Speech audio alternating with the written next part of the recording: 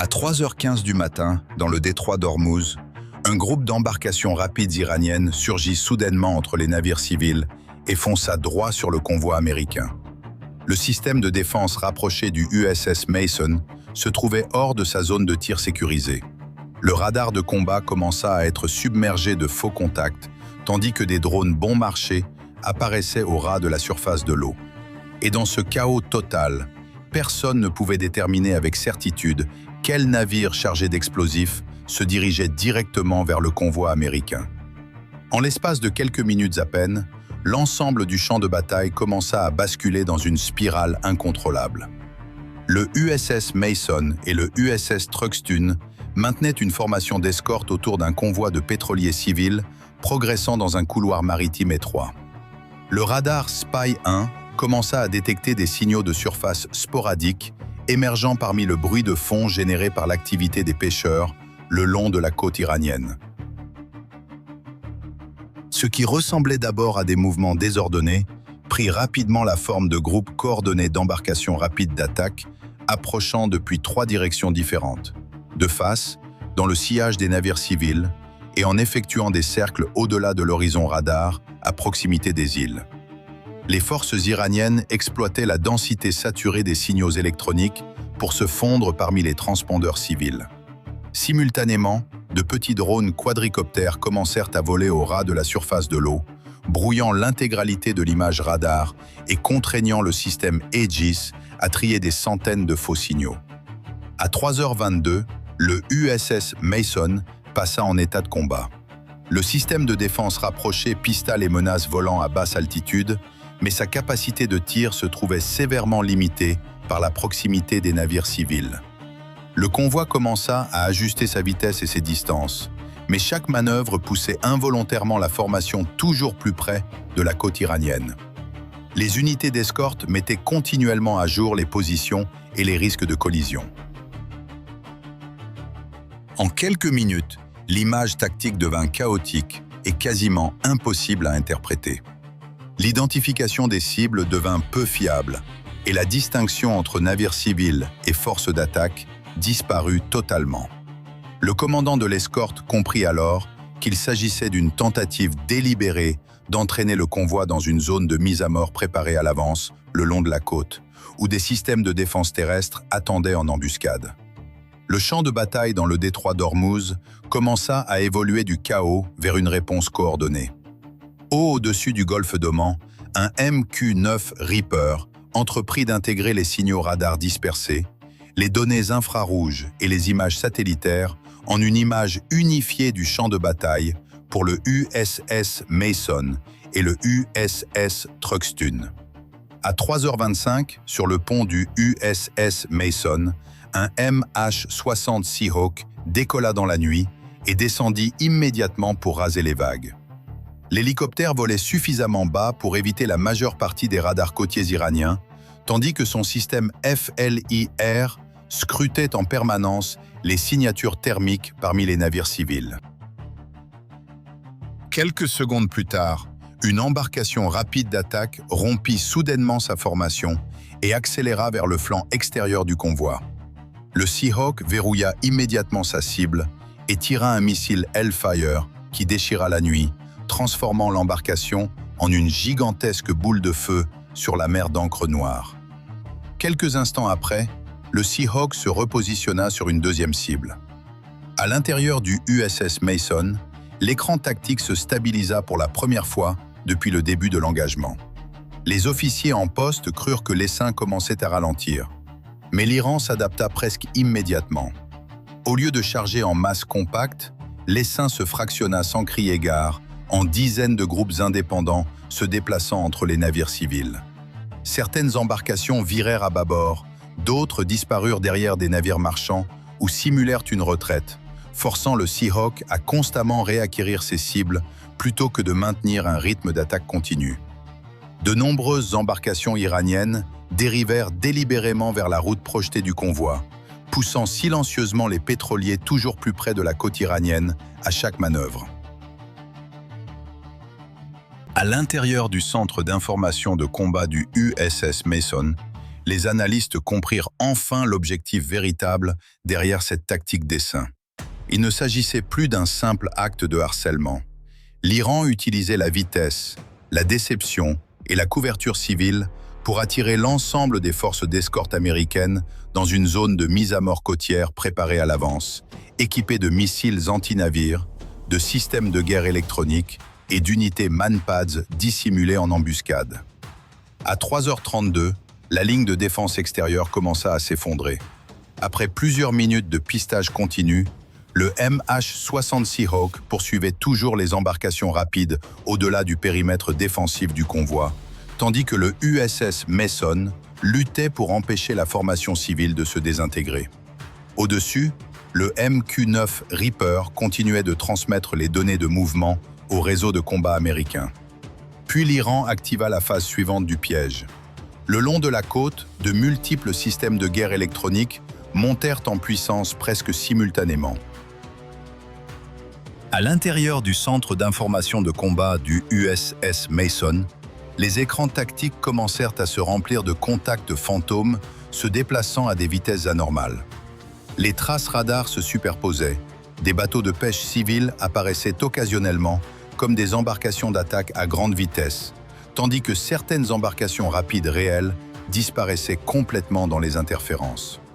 Les opérateurs tentèrent de reconstruire manuellement l'image du champ de bataille, mais la situation évoluait trop rapidement, rendant l'ensemble du système instable. Simultanément, les liaisons de données à travers l'ensemble du réseau de combat américain commencèrent à défaillir. Les données arrivaient avec plusieurs secondes de retard, les cibles déviaient de leur position réelle sur les écrans, et la coordination entre le Seahawk, le MQ-9 et les deux destroyers devenait de plus en plus peu fiable. La chaîne d'engagement, qui s'était stabilisée quelques minutes plus tôt, commença à se désintégrer sous la pression électronique croissante. Certaines embarcations rapides ralentirent soudainement et disparurent parmi les navires civils, tandis qu'un autre groupe accéléra à travers la brèche qui venait de s'ouvrir sur le flanc oriental du convoi. Sans confirmation stable des cibles, les forces américaines furent contraintes d'hésiter avant d'ouvrir le feu, au risque de toucher des navires civils. À 3h35, le cockpit du Seahawk fut soudainement envahi d'une série de signaux d'alerte stridents. Une équipe MANPADS dissimulée sur le rivage venait de tirer un missile sur l'hélicoptère. Le pilote largua immédiatement ses leurres et engagea une virée serrée à basse altitude, à quelques mètres à peine au-dessus de la surface de l'eau. Le missile manqua sa cible, mais l'attaque suffit à forcer le Seahawk à abandonner sa position de tir et à se replier temporairement hors de la couche de défense extérieure. Au moment où le Seahawk se retira, les Américains perdirent la majeure partie de leur capacité à verrouiller avec précision les cibles situées au-delà du périmètre du convoi. Le brouillage radar continuait de s'étendre, tandis que l'essaim iranien exploitait chaque seconde du chaos pour pousser de multiples embarcations rapides à travers la brèche que l'hélicoptère venait de laisser derrière lui. En quelques secondes à peine, l'Iran avait percé la ligne de défense extérieure et ouvert un couloir d'attaque à grande vitesse, dirigé droit vers le convoi américain. Le périmètre défensif du convoi atteignit un point de rupture. Profitant du repositionnement forcé du MH-60 Seahawk, le commandant iranien commença à déployer la solution finale, une attaque suicide à grande échelle. Un groupe spécialisé de 15 embarcations rapides, chacune renforcée de plaques d'acier et bourrée d'explosifs militaires, se détacha de la flotte principale. Elles accélérèrent jusqu'à une vitesse vertigineuse de 50 nœuds, creusant des sillages en forme de V à la surface de l'eau, tandis qu'elles fonçaient droit vers le centre de la formation de pétroliers.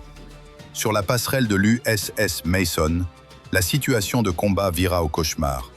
Le radar AN/SPY1D restait saturé de cibles fantômes et de brouillage électronique. À 3h38 du matin, alors que les embarcations kamikazes se rapprochaient à moins de 900 mètres, les opérateurs du système Phalanx CIWS se heurtèrent à un problème technique critique. Les pétroliers civils, serrés contre la coque du Mason pour s'y abriter, créaient involontairement un immense angle mort. La logique de tir automatique du CIWS refusait de s'activer, car la trajectoire des cibles croisait la superstructure des navires civils. Le système de défense rapproché le plus puissant du bâtiment se trouvait neutralisé par le convoi même qu'il était chargé de protéger. La panique commença à s'infiltrer dans les communications radio au moment où la première embarcation piégée franchit le seuil du danger imminent. Soudain, un grondement sourd de basse fréquence résonna dans les coques des pétroliers, suivi du rugissement de 2 moteurs à turbine. Surgissant de l'obscurité derrière le convoi, 2 hélicoptères Apache Guardian AH-64E, déployés secrètement depuis une base avancée côtière pour ce scénario précis, surgirent au-dessus des mâts des pétroliers. Volant à seulement 3 mètres au-dessus des vagues pour échapper au radar, les Apaches apparurent comme des fantômes mécaniques. Les pilotes activèrent le canon rotatif de 30 mm M230. C'est là qu'intervint une technologie stupéfiante, le système IHADSS. Le canon est directement relié au regard du pilote. Partout où le pilote pose les yeux, les obus de 30 mm suivent avec une précision mortelle. Le premier Apache commença à faucher l'ennemi, déchirant les embarcations kamikazes de tête avec des obus à impact direct hautement explosifs. D'immenses explosions en chaîne éclatèrent à la surface de l'eau, tandis que les embarcations piégées détonaient prématurément, dressant un mur de feu et de débris qui stoppa net l'assaut iranien. Malgré ce succès partiel des Apaches, le champ de bataille demeurait un chaos numérique. Les unités de guerre électronique iraniennes à terre redoublèrent d'efforts, inondant le réseau Link 16 de signaux de brouillage à haute intensité. Pilotes et marins américains combattaient en aveugle pendant que des cibles fantômes apparaissaient et disparaissaient sans cesse. Le plan iranien était toujours en cours. Il se préparait à lancer une attaque massive de missiles de croisière anti-navires depuis la côte, attendant que le brouillard électronique atteigne son intensité maximale avant de tirer. La riposte surgit de la stratosphère. Un EA-18G Growler, décollant du groupe aéronaval distant, pénétra dans la zone de combat. Le Growler ne se contenta pas de brouiller en retour. Il joua une partie de leurre mortelle. Il déploya un essaim de drone leurre ADM-160 MALD, des dispositifs peu coûteux qui imitent les signatures radars de chasseurs. Ces leurres filèrent droit vers les sites de missiles iraniens. Pour les opérateurs iraniens, le scénario ressemblait à une frappe de représailles américaines à grande échelle qui se refermait sur eux. Ils commirent une erreur fatale. Ils poussèrent leurs radars de conduite de tir et leurs émetteurs de guerre électroniques à puissance maximale pour verrouiller les leurs. À 3h46 du matin, les récepteurs spécialisés du Growler triangulèrent immédiatement l'origine précise de chaque signal iranien.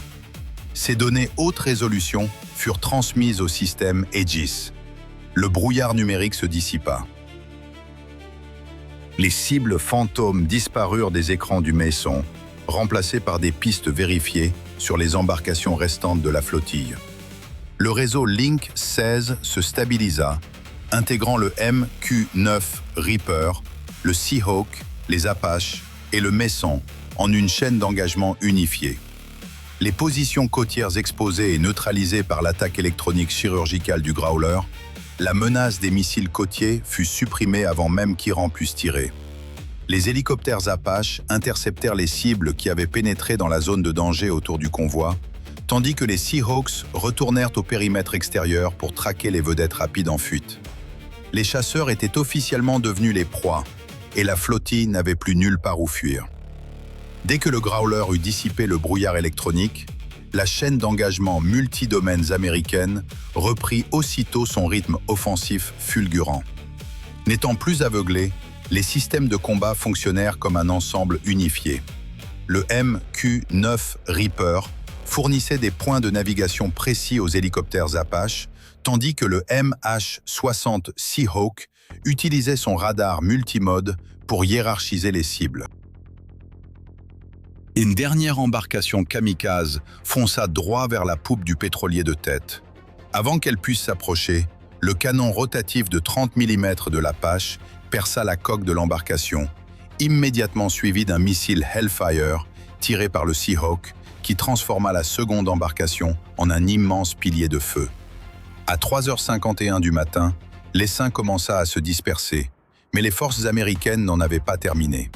Le MQ-9 Reaper bascula du mode reconnaissance au mode attaque directe.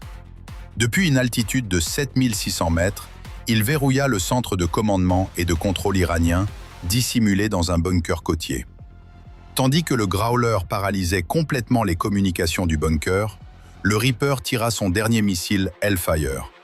Le missile fendit la nuit et frappa le centre de commandement avec une précision chirurgicale, sectionnant le cerveau de toute la flotte. Sans commandement, les embarcations restantes s'enfuirent dans le désordre total. 12 minutes seulement après le premier coup de feu, l'essaim iranien avait été rayé de la surface du détroit. L'Iran avait misé sur le nombre. Les États-Unis avaient répondu avec un système conçu pour traquer et détruire les essaims. Ce qui rend l'Apache véritablement terrifiant, ce n'est pas sa vitesse ni le Hellfire, c'est le système IHADSS. Ce système permet au canon rotatif de 30 mm monté sous l'hélicoptère de pivoter dans la direction exacte où regarde le pilote. Autrement dit, le pilote tourne simplement la tête et le canon suit. Dans des combats nocturnes chaotiques comme ceux qui se déroulèrent dans ce détroit, cela est d'une dangerosité extrême. L'Apache peut manœuvrer à grande vitesse en tirant presque par réflexe naturel. Il ne s'agit plus d'un pilote qui contrôle un hélicoptère. Le pilote et la machine ne forment plus qu'une seule entité vivante. Ce détroit n'était pas seulement un affrontement d'acier et de munitions, mais le test ultime visant à déterminer si des essaims de drones bon marché pouvaient vaincre une technologie valant des milliards. Et cette nuit-là, les États-Unis avaient leur réponse.